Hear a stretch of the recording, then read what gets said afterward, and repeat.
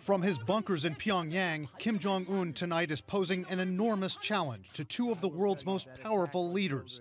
Kim's aggressive, hell-or-high-water pursuit of nuclear weapons and long-range missiles is a pivotal topic as President Trump and Chinese President Xi Jinping look across the table at each other. The North Korea threat is growing by the day, and President Trump and President Xi are under great pressure to do something. What will President Trump say to President Xi to get China to put more pressure on Kim Jong-un to scale back his weapons program?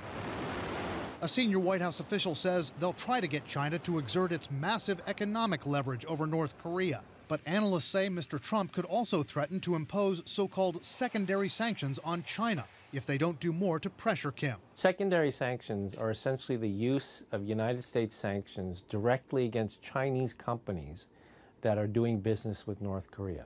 We pressed the White House on whether the president would threaten secondary sanctions on China. They've not responded. Another option is talking directly to Kim, a move Democratic Senator Ed Markey is pushing the Trump administration to consider. The United States must do something that the Chinese want us to do, which is to engage in direct negotiations with Kim. And in return, Markey says, China would tighten the economic screws on North Korea if Kim doesn't negotiate in good faith. No response from the White House to that idea. If that negotiation fails, there's nowhere else to go. And that's a very dangerous place to put any president.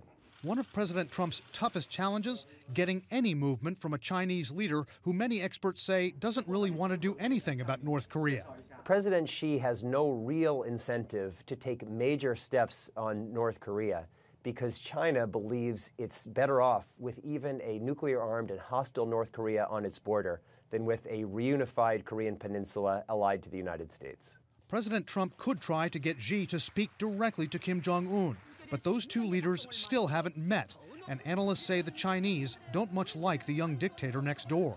He's not as cooperative and as communicative as his father or grandfather, and so this guy is unpredictable, he's brash, he's in essence irrational, and quite a big ego.